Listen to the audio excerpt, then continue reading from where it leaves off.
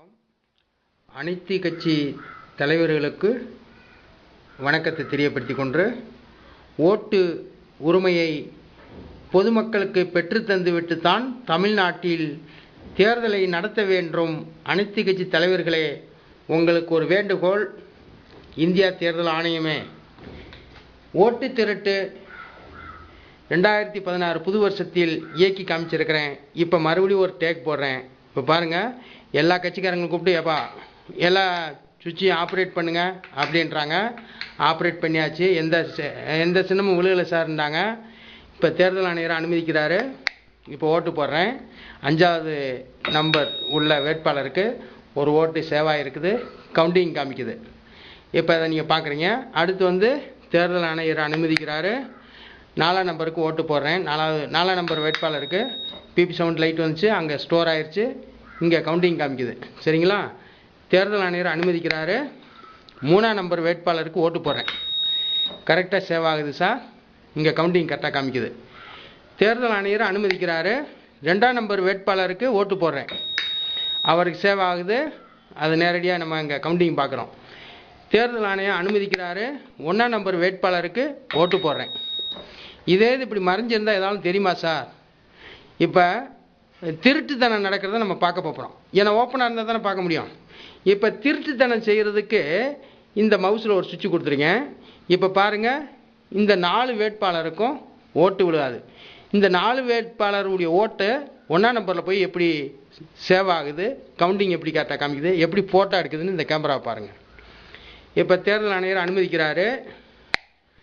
இப்போ நான் 5ஆம் நம்பருக்கு போடுறேன். ஓட்டு 5ஆம் நம்பரில் விழுகாது. பாருங்கள், பிபி சவுண்ட் லைட் வந்துச்சு, ஓட்டு 1ஆம் நம்பர் போயிடுச்சு, கவுண்டிங் கரெக்டாக காமிக்குது. ஓகே. தேர்தல் ஆணையர் அனுமதிக்கிறாரு. 4ஆம் நம்பர் வேட்பாளருக்கு நான் ஓட்டு போடுறேன். அது 1ஆம் நம்பருக்கு போகுது, கவுண்டிங் கரெக்டாக காமிக்குது. தேர்தல் ஆணையர் அனுமதிச்சிட்டாரு. நான் 3ஆம் நம்பர் வேட்பாளருக்கு ஓட்டு போடுறேன். அவருக்கு ஓட்டு விழுகாது. அவர் பிபி சவுண்ட் லைட் மட்டும்தான் இங்கே போயிடும். தேர்தல் ஆணையர் அனுமதிக்கிறாரு. 2ஆம் நம்பர் வேட்பாளருக்கு ஓட்டு போடுறேன். பிபி சவுண்ட் லைட் வருது, அவருக்கு விழுகலை. 1ஆம் நம்பரில் போய் சேவ் ஆகுது, கவுண்டிங் கரெக்டாக காமிக்குது. தேர்தல் ஆணையர் அனுமதிக்கிறாரு. 1ஆம் நம்பர் வேட்பாளருக்கு ஓட்டு போடுறேன். அவர் கரெக்டாக சேவ் ஆகுது. இங்கே கரெக்டாக 10 ஓட்டு போட்டிருக்கோம். இப்போ மறுபடியும் கரெக்டாக இயங்கணும்னா, இப்போ பாருங்கள், இந்த சுவிட்சை நம்ம அமைக்கிறோம். இப்போ கரெக்டாக இயங்கும் பாருங்கள். தேர்தல் ஆணையர் அனுமதிக்கிறாரு. இப்போ நான் 5ஆம் நம்பருக்கு ஓட்டு போடுறேன். கரெக்டாக சேவ் ஆகுது. ஆனால் இந்த டோட்டலில் பாருங்கள், இங்கே எப்படி அந்தந்த இதில் சேவ் ஆகுதுன்னு பாருங்கள். இப்போ கரெக்டாக இயங்கிறத தேர்தல் ஆணையர் அனுமதிக்கிறாரு. 4ஆம் நம்பர் வேட்பாளருக்கு ஓட்டு போடுறேன். தேர்தல் ஆணையர் அனுமதிக்கிறாரு. 3ஆம் நம்பர் வேட்பாளருக்கு ஓட்டு போடுறேன். தேர்தல் ஆணையர் அனுமதிக்கிறாரு. 2ஆம் நம்பர் வேட்பாளருக்கு ஓட்டு போடுறேன். தேர்தல் ஆணையர் அனுமதிக்கிறாரு. 1ஆம் நம்பருக்கு ஓட்டு போடுறேன். இப்போ மறுபடியும் போர்ச்சேரியை பார்க்க போகிறோம். இப்போ போர்ச்சேரி சுவிட்சை அமைக்கிட்டேன். இப்போ தேர்தல் ஆணையர் அனுமதிக்கிறாரு. இப்போ 5ஆம் நம்பர் ஓட்டு எப்படி 1ஆம் நம்பருக்கு போகுதுன்னு பாருங்கள். 5ஆம் நம்பருக்கு பிபி சவுண்ட் லைட்டு தான் வந்துச்சு, ஆனால் 1ஆம் நம்பர் வேட்பாளருக்கு போயிடுச்சு. இப்போ தேர்தல் ஆணையர் அனுமதிக்கிறாரு. 4ஆம் நம்பர் வேட்பாளருக்கு ஓட்டு போடுறேன். இங்கே பிபி சவுண்ட் லைட் வந்துச்சு, ஆனால் ஓட்டு 1ஆம் நம்பருக்கு போயிடுச்சு, கவுண்டிங் கரெக்டாக காமிக்குது. தேர்தல் ஆணையர் அனுமதிக்கிறாரு. 3ஆம் நம்பர் வேட்பாளருக்கு நான் ஓட்டு போடுறேன். ஆனால் இங்கே பிபி சவுண்ட் லைட் வந்துச்சு, இங்கே ஓட்டு சேவ் ஆகலை. அது 1ஆம் நம்பர் வேட்பாளருக்கு போய் சேவ் ஆகுது, கவுண்டிங் கரெக்டாக காமிக்குது. அது போட்டாவும் எடுக்குது. சரிங்களா? தேர்தல் ஆணையரை அனுமதிக்கிறாரு. 2ஆம் நம்பர் வேட்பாளருக்கு ஓட்டு போடுறேன். 2ஆம் நம்பர் வேட்பாளருக்கு ஓட்டு விழுகலை. அந்த ஓட்டு 1ஆம் நம்பரில் போய் சேவ் ஆகுது, டோட்டல் கரெக்டாக காமிக்குது. தேர்தல் ஆணையர் அனுமதிக்கிறாரு. 1ஆம் நம்பர் வேட்பாளருக்கு ஓட்டு போடுறேன். இப்படி தெளிவாக நான் காமிக்கின்ற பொழுது, இப்படி நான் மறைச்சி வச்சா காமிக்கிறேன். இப்படி மறைச்சி வச்சா தெரியாதுல்ல ஓட்டு போடுறாங்களாண்டு. அது வச்சு ஓப்பனாக வச்சு காமிக்கும்போது உங்களுக்கு தெளிவாக தெரியும். இப்போ மறுபடியும் கரெக்டாக இயங்குற மாதிரி ஆப்ரேட்டிங்கு அந்த இதை ஆப்ரேட் பண்ணிட்டேன். ஒரே வயர், 2 வயரில் எந்த கனெக்ஷன்னாலும் நம்ம கொடுக்கலாம். தேர்தல் ஆணையர் அனுமதிக்கிறாரு. இப்போ அந்தந்த சின்னத்தில் எப்படி சேவ் ஆகுதுன்னு பாருங்கள். கரெக்டாக 5ஆம் நம்பர் வேட்பாளருக்கு ஓட்டு விழுந்துருச்சு, இங்கே கரெக்டாக கவுண்டிங் காமிக்குது. தேர்தல் ஆணையர் அனுமதிக்கிறாரு. 4ஆம் நம்பர் வேட்பாளருக்கு ஓட்டு போடுறேன். கரெக்டாக சேவ் ஆகுது. நான் 1ஆம் நம்பருக்குலாம் போகலை. இப்போ கவுண்டிங் கரெக்டாக காமிக்குது இல்லையா? தேர்தல் ஆணையர் அனுமதிக்கிறாரு. 3ஆம் நம்பர் வேட்பாளருக்கு ஓட்டு போடுறேன். தேர்தல் ஆணையர் அனுமதிக்கிறாரு. 2ஆம் நம்பர் வேட்பாளருக்கு ஓட்டு போடுறேன். தேர்தல் ஆணையர் அனுமதிக்கிறாரு. 1ஆம் நம்பர் வேட்பாளருக்கு ஓட்டு போடுறேன். அப்போ திருட்டுத்தனம், முளமாரித்தனம்லாம் இதில் பண்ண முடியும். சரிங்களா? இப்போ ஒரு கருத்துக்களை நான் சொல்கிறேன். 2016 தேர்தலில் இந்தியா தேர்தல் ஆணையம் இந்த ஓட்டு போடுற கம்ப்யூட்டர் மிஷினை தான் வைத்து தமிழ்நாட்டில் தேர்தல் நடத்தும் என்று சொன்னால் மக்களை மிகப்பெரிய ஒரு ஏமாளியாக ஆக்க நினைக்கிறார்கள். ஆக்கக்கூடாது. அனைத்து கட்சி தலைவர்களே, இந்த வீடியோவை 2016 அன்று நான் வெளியிட்டிருக்கிற இந்த வீடியோவை அனைத்து கட்சி தலைவர்களும் அந்தந்த சாதியைச் சேர்ந்த மதத்தைச் சேர்ந்த கட்சி தலைவர்கள் அந்தந்த மதத்திற்கு ஓட்டு உரிமையை பெற்றுத்தர வேண்டும். அந்தந்த தலைவர்கள் ஓட்டு உரிமைக்காக குரல் கொடுத்து உங்களுக்கு ஓட்டு போடும் மக்களுக்கு ஓட்டு உரிமையை பெற்றுத்தர வேண்டும் என்கிற நோக்கத்திற்காக 2016 அன்று ஓட்டு போடுற மிஷினை பரமவீர் பாலிடெக்னிக்கலில் நடத்தி காமிச்சிருக்கிறேன். ஆகையினால் இதில் கேமரா சிஸ்டம் இங்கே இருக்குது, 10 போட்டோ எடுக்குது. 10 போட்டோ எடுத்தாலும் இந்த கவுண்டிங் கரெக்டாக வருது. இங்கே போர்ச்செல்லாம் நடக்கிறதெல்லாம் நம்ம பார்த்துக்கிட்டு இருக்கிறோம். இதை க்ளோஸாக எடுத்திருக்கிறேன். இது 2016 ஸ்பெஷல். அதாவது நான் இந்த கட்சியோட போய் கூட்டு சேர்றேன், அந்த கட்சியோட போய் கூட்டு சேர்றேன் என்றது பெரிய விஷயம் இல்லை. தமிழ்நாட்டில் தேர்தல் நடக்க வேண்டும் என்றால் தமிழ்நாட்டில் இருக்கிற பொதுமக்களுக்கு ஓட்டு உரிமையை பெற்றுத்தர வேண்டும்.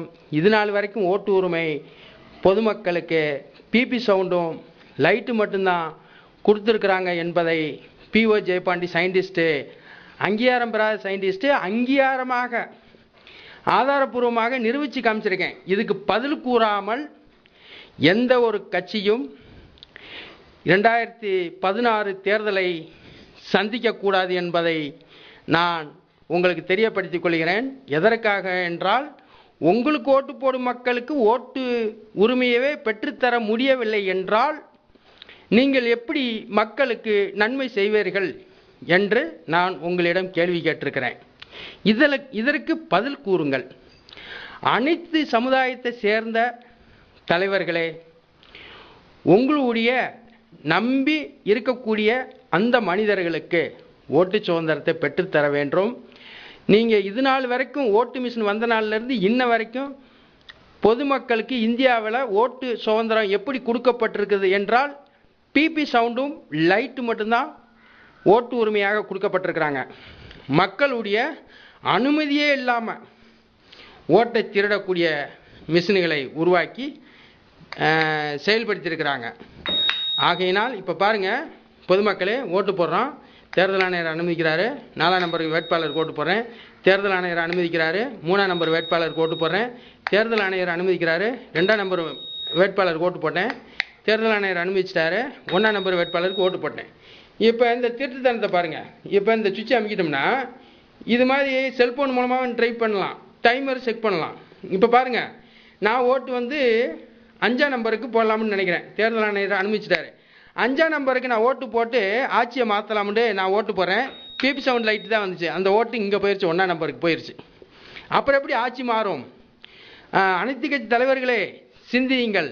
தேர்தல் ஆணையர் அனுமதிக்கிறாரு. 4ஆம் நம்பர் வேட்பாளருக்கு ஓட்டு போடுறேன். அந்த ஓட்டு 1ஆம் நம்பரில் போய் சேவ் ஆகுது. இங்கே பிபி சவுண்ட் லைட்டு மட்டும் தான் வருது.